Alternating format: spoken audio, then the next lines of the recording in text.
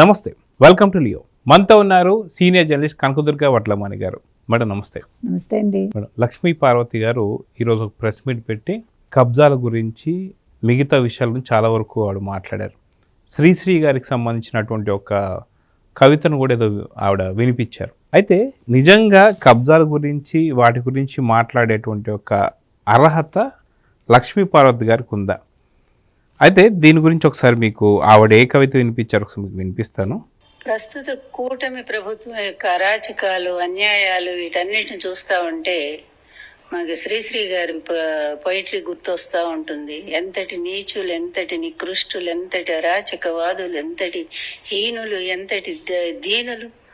ఈ భూమి నిండిపోయి వీళ్ళందరి చేత సర్వనాశనం అయిపోతుందనే అర్థంలో చెప్తారు. అదే అనిపిస్తా ఉంది ఈరోజు చూస్తా ఉంటే. ఎంతటి నికృష్టులు, ఎంతటి కబ్జాదారులు, ఎంత అవినీతి పరులు ఈ కూటమి ప్రభుత్వంలో ఉండే నేతలు. దానికి అధిపతి చంద్రబాబు నాయుడు, ఆయన కొడుకు ఇద్దరు కూడా మాస్టర్ డిగ్రీగా. సో కనకదుర్గ గారు, వాస్తవానికి కబ్జాల గురించి మాట్లాడుతుంది లక్ష్మీపార్వతి గారు. అయితే ఇక్కడ ఒక బాధితురాలని తీసుకొచ్చి, ఆవిడ పేరు కృష్ణకుమారి, వారి భర్త పేరు వచ్చేసి మురళీ మోహన్ చౌదరి చౌదరి అని గట్టిగా పాపం ఒక్కాణించారు. అయితే వారి పార్టీకి సంబంధించిన వినుకొండ మాజీ ఎమ్మెల్యే బొల్లా బ్రహ్మనాయుడు చౌదరి వారు రాష్ట్రాలు దాటి మరీ వచ్చి చెరువుల్ని కబ్జా చేసినా సరే ఇబ్బంది లేదు. కానీ ఇప్పుడు ఆ బొల్లా బ్రహ్మనాయుడు యొక్క టాపిక్ని డైవర్ట్ చేస్తానికి ఇప్పుడు ఏదో కృష్ణకుమారి గారిని తీసుకురావడం, ఆవిడేదో మాట్లాడడం, ఇవన్నీ చూస్తున్నాం. మొత్తానికి ఆ ప్రెస్ మీట్ మొత్తం మీరు ఫాలో అయ్యారు కదా. సో కృష్ణకుమారి గారు చెప్పింది అండ్ మురళీ మోహన్ చౌదరి గారు చేసినటువంటి తప్పులు ఏంటి? తప్పులు కాదు, ఆయన పాపం సంఘసేవ. సో ఏంటి వాళ్ళు అసలుకి ఇంతకీ దేనికి ప్రెస్ మీట్ పెట్టారు? జగన్మోహన్ రెడ్డి గారు కూడా ఏదో హామీ ఇచ్చారంటే ఏమి ఇచ్చారు? హామీ అంటే ఏం చెప్తారు? మహానుభావుడు, దీనబంధు, ఇవన్నీ ఒకప్పుడు వేరే పెద్ద పెద్ద మహానుభావులకు ఇచ్చే పేర్లు, అంటే బిరుదులు. అది తీసుకొచ్చి జగన్మోహన్ రెడ్డికి ఇచ్చారండి లక్ష్మీపార్వతి. ఇవాళ నా జీవితం ధన్యమైపోయింది విని. ఇలాగే ప్రాణం పోతే బాగుండు అనిపించింది నాకైతే ఇవన్నీ వినలేక.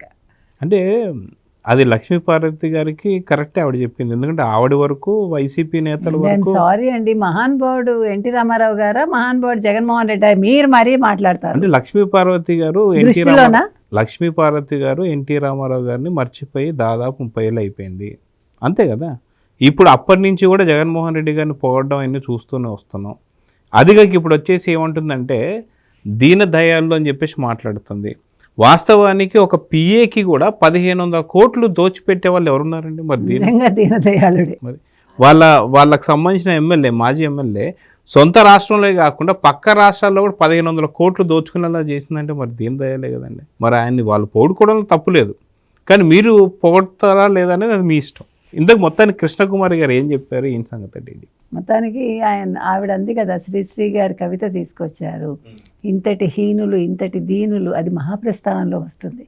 కానీ నా బాధ ఏంటంటే అంత మంచి కవిత్వాన్ని తీసుకొచ్చి ఒక మురళీమోహన్ చౌదరి గారికి అన్వయించటం అనేది ఉంది చూశారు. ఇంతకు మించిన దౌర్భాగ్యం లేదు. శ్రీశ్రీ గారు బతికుంటే చచ్చిపోయి ఉండేవాళ్ళు. ఆయన పేదల పక్షాన మాట్లాడతాడు. ఆయన నిజమైన ఏమంటారు, దీనుల పక్షాన, హీనుల పక్షాన ఉంటాడు. ఇక్కడ నేను సంపాదించుకున్నాను అమెరికా వెళ్ళి. ఎవరు? ఆ మురళీమోహన్ చౌదరి. ఆయన నా సొంత ఊర్లో ఏదో చెయ్యాలనుకున్నాడు, చిలకలూరిపేట. ఏం చేయాలనుకున్నాడు? నేను సంపాదించింది నా ఊళ్ళోనే పెట్టాలి, నా ఊరు అభివృద్ధి చెందాలి అనుకున్నాడు. అనుకుని ఏం కట్టాడు ఆయన? ఒక పెద్ద మల్టీ కాంప్లెక్స్, దాన్ని ఏమనాలి, థియేటరు అన్నీ అందులో పెట్టారు వాళ్ళు. అల్ట్రా మోడర్న్గా కట్టారు. ఆయన ఎక్కడ కాంప్రమైజ్ అవ్వలేదు. ఈవెన్ బాత్రూముల టైల్స్ కూడా చూసి చూసి బాగా ఖరీదైనవి పెట్టించాడు. అయినా మీరేం చేశారు? దుర్మార్గంగా కూటమి వాళ్ళు దాన్ని నడవనివ్వకుండా చేస్తున్నారు. ఇది ఆరోపణ. అయితే ఇక్కడ ట్విస్ట్ ఉంది. ఆయన అనాథాశ్రమం కట్టించారండి, ఏమైనా వృద్ధాశ్రమం కట్టించారండి, లేదా ఉచితంగా ఏదైనా పిల్లలకి పాఠశాల, కళాశాల లేదు, వాటర్ ప్లాంట్ కూడా కాదు. మరి అభివృద్ధి, సేవ అనే పదాలు ఏంటండి? అంటే వారి సొంత కుటుంబాన్ని డెవలప్మెంట్ చేసుకోవడం కోసం, వాళ్ళు అభివృద్ధి అలా చెందడం కాదండి, కోసం ఇక్కడ వాళ్ళు వాళ్ళ కట్టుకున్నారు ఊరి థియేటర్. వాళ్ళు సినిమాలు చూడాలి ఈ థియేటర్లోని కట్టించట. అంటే ఊరికే ఏమైనా సినిమాలు షోలు వేస్తారండి? వేస్తున్నారా? మరి ఇంకేంటి, మరి ఎవరి కోసం కట్టారు? మీరు లాభాల బాటలోకి వెళ్ళి మీరు 9 కోట్లు పెడితే 90 కోట్లు సంపాదించాలనుకున్నారు, అంతే కదా. వ్యాపారం చేశారు అంతే. ఆ వ్యాపారం కోసం ఏం చేశారు? మీ అదృష్టమో దురదృష్టమో కరోనా వచ్చింది 21లో. కరోనా వచ్చాక ఏం చేశారు? దాని మీద మీరు 90 లక్షలు అప్పు తీసుకున్నారు. ప్లీజ్ లక్ష్మీపార్వతి గారు వినండి దయచేసి. మీరు హరికథలు బాగా చెప్తారు, నేను కూడా కొద్దిగా పిట్ట కథలు చెప్తాను. సో ఆ 90 లక్షలకి నేను 4 ఏళ్ళు వడ్డీ కూడా కట్టలేదు, అసలు కట్టలేదు. మీరు ఎందుకు నోరు మూసుకుని ఉన్నారు అంటుంది ఆవిడ. మా ఆయన కట్టలేదు, మీరు ఎందుకు నోరు మూసుకుని ఉన్నారు? 2024 ఆగస్టులో మీరు మీ ప్రభుత్వం వచ్చాక మీరు మరి నోటీసులు ఎందుకు ఇచ్చారంట? అంటే అప్పటిదాకా మీ ప్రభుత్వం ఉంది కాబట్టి మీరు కట్టలేదని చెప్పా. అంతే కదా. అదేంటి ఇప్పుడు కబ్జా ఇప్పుడు ఎవడు చేశాడో మీరు నాకు చెప్పండి. మరి ఇప్పుడు మీరు కబ్జాలు, దీనులు, హీనులు, నా తలకాయ నా శార్థం అన్నారు కదా. మరి ఇప్పుడు ఎవడు దీనులు, ఎవరు హీనులు? వాళ్ళ మావగారు దాని మీద అప్పు తీసుకున్నాడు. తీసుకుని 7.5 కోట్లు అయింది. అది 7 కోట్లు, దాన్ని 30 కోట్లు అన్నారు. ఎవరో రైతులు వచ్చి అక్కడ టెంట్లు వేసుకు కూర్చున్నారు. ఇక్కడ మీకు ఒక మంచి కంపారిజన్ దొరుకుతుంది.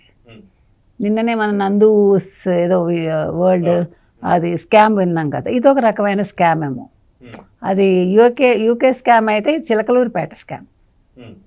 ఈ చిలకలూరిపేట స్కామ్లో నేను ఏం చేశానంటే రైతుల దగ్గర నుంచో నమ్మకం ఉన్న వాళ్ళ దగ్గర 30 కోట్లు వసూలు చేశాను.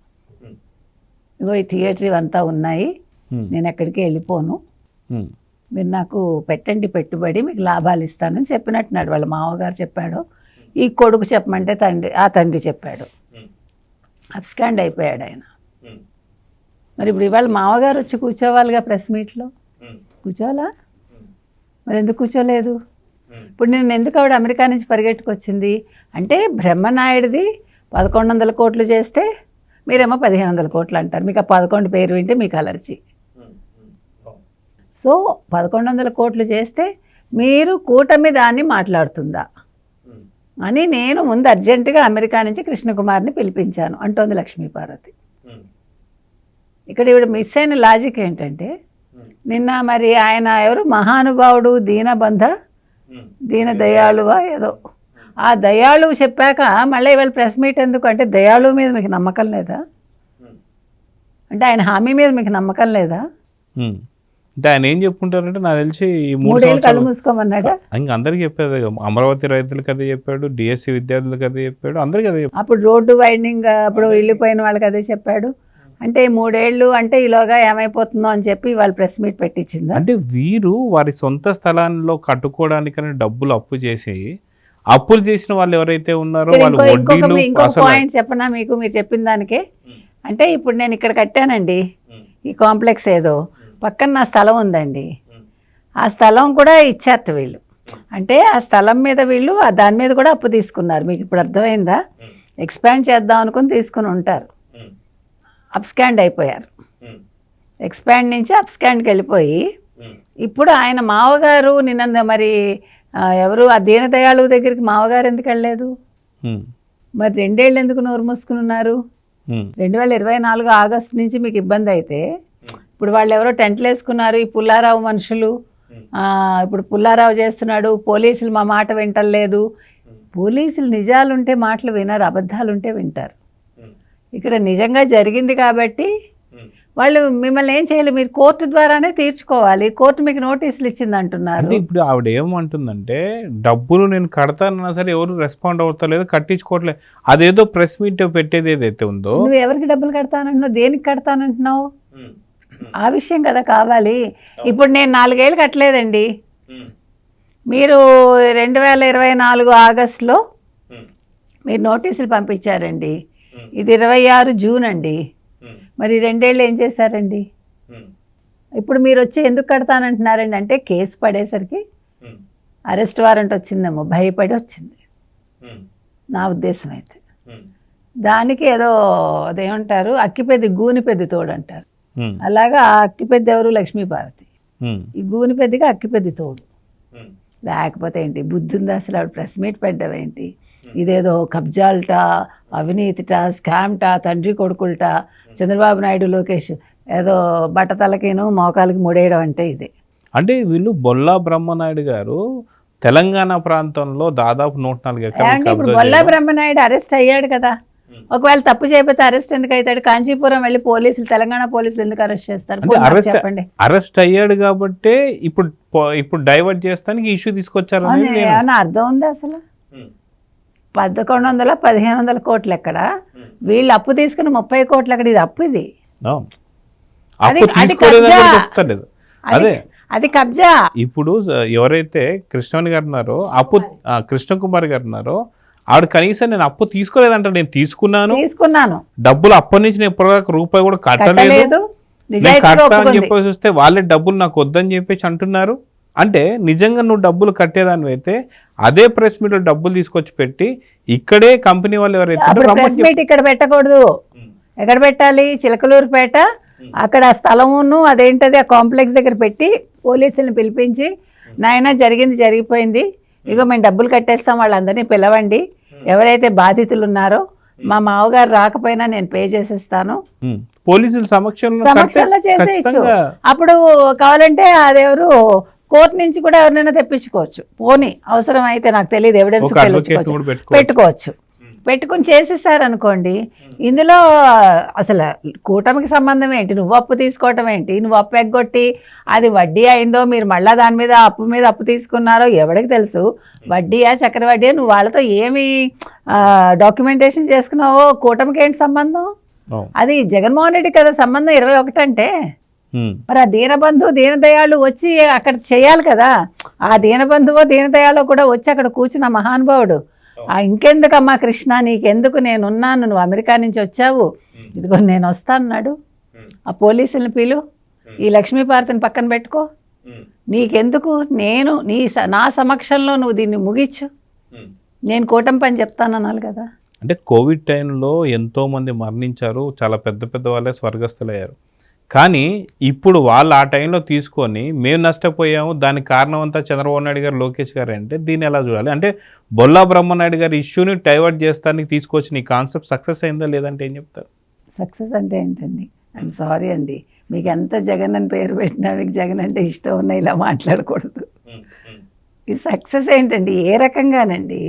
అంటే వీళ్ళు వేసిన వ్యూహం ఫలించిందా అంటే? ఏమండి, జగన్మోహన్ రెడ్డి ఒక వ్యూహం వేస్తే అది ఫలిస్తుందా? బూమరంగ్ అవుతుందా? అవదా? బూమరంగే అయింది. కాబట్టి మొన్న ఏంటి డిఎస్సి, రైతులు, తర్వాత ఏంటి ప్రెస్ మీటు, ఇప్పుడు ఇదో ప్రెస్ మీట్, ప్రొఫెసర్ నాగేశ్వర, అంతకుముందు రౌండ్ టేబుల్, సాయి, ఇంకా మీరు ఇలా తీసుకుంటూ వెళ్తే ఓ లిస్ట్ వస్తుంది. ఇంకా బుద్ధి రాలేదు మాకు అని లక్ష్మీపార్వతి చెప్పారు. సో చూద్దాండి, మొత్తానికి లక్ష్మీపార్వతి బొల్లా బ్రహ్మనాయుడు ఇష్యూ డైవర్ట్ చేద్దాం అనుకుని అనవసరంగా జగన్మోహన్ రెడ్డి ఇరికించినటువంటి ప్రయత్నం చేసింది. సో మొత్తానికి ఏం జరగబోతుందని చూద్దాం మరి. నమస్తే. నమస్తే. Please subscribe to Leo news for more videos.